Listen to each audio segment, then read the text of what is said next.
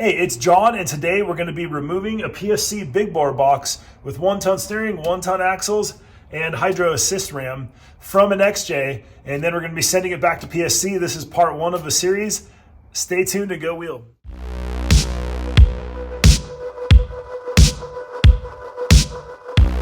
Going to disconnect the hydro assist lines. I labeled them first to make sure that it's just really easy because I might not put it back on for a week or two. Send it out to PSC, let them rebuild it, send it back. And then when I get it back, I might not remember which is left and right, top and bottom, whatever you want to call it. And then from there too, I'm also going to disconnect the high pressure and low pressure lines from the box up top. And I'll disconnect the intermediate shaft. And then from there, just let it drain. And then we're going to pop off the 3 bolts for the box right here. So the green line goes to the passenger most fitting. The blue line goes to the backmost fitting.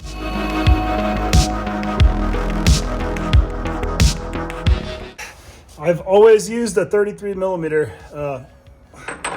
on these Saginaw boxes.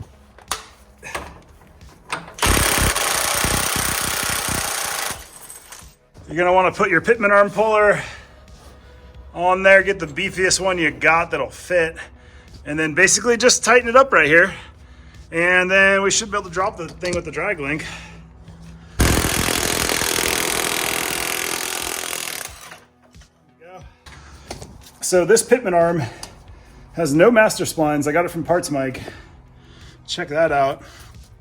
It's got the same drop as an XJ, but it's got a longer throw, so it more closely matches the throw of the knuckles on the Dana 60. I always say to check out Parts Mike for cool stuff like that, because they'll have that in stock, and it'll be way cheaper than trying to buy another arm and buy a reamer. This is the part where you try to not get power steering fluid in your face.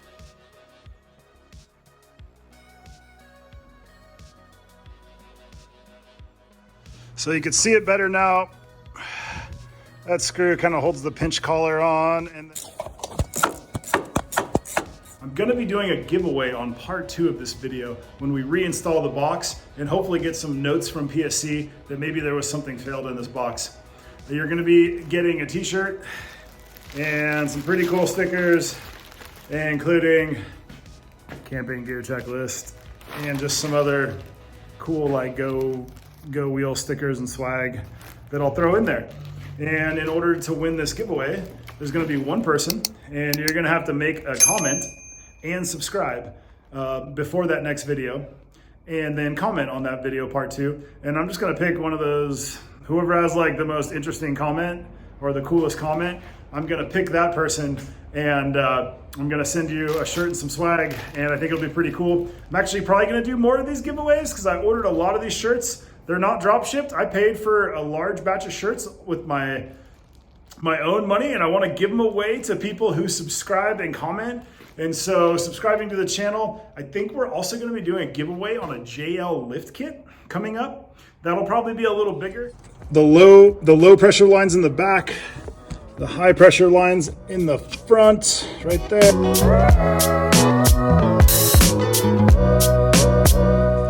Now is a good time to replace your low and high pressure lines, or at least the O-rings in them at this point while you're doing the box swap, line swap, whatever you're doing.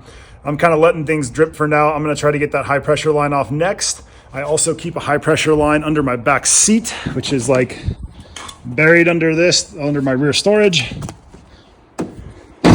I've got high hopes that after replacing everything on the Jeep but the steering box, that it might drive straight after I do this. Also have super sexy rough stuff inner box brace that is much beefier than the one that's on there. I'm hoping there's no frame cracks on the box when I pull this off. So the box is ready to drop now, other than just taking a big old flat blade and trying to pry off the collar, the slip collar for the intermediate shaft. I totally lied. This one came right off. So waiting on the fluid to drain, I am going to remove these 3 bolts. There's one you can't really see very good right there because it's dark. One right here, one right here. I always get hesitant to use an impact taking them off until I loosen them a bit. Once they're loosened up a bit, then I might throw like the right angle impact and just kind of slowly buzz them off. The last thing I want to do is strip one of these or like strip the box. Just gonna pull the box now. It's still dripping a little bit, but I got a rag under there. And basically I'm just gonna hand thread out the outer steering box bolts.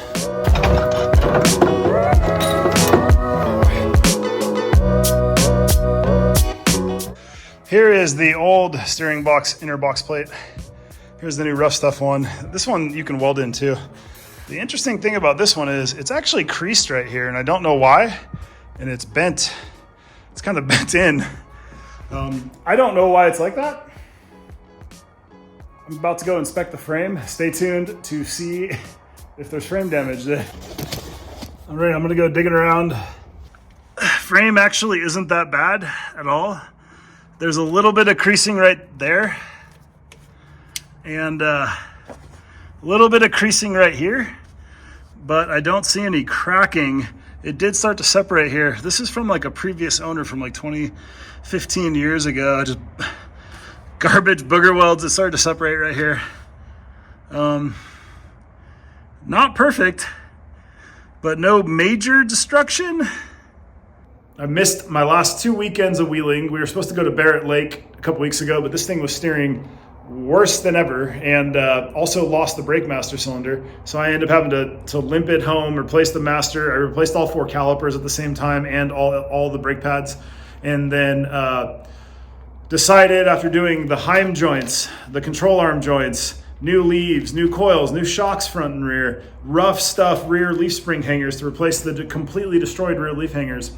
Track bar Heims, steering Heims, new pitman arm, new drag link, and I think that's like everything that you could exchange on. I mean, the entire suspension and the entire steering is brand new except for the box. So I'm going to try that next. I also have some 40-inch tires as well, and so I'll be posting a video on how to mount 40s on beadlocks. Like 5% of people subscribe and the other 95% don't. And I'm trying to grow the channel up to 1,000 subscribers. A bunch more giveaways over the coming months. So stay tuned and go wheel.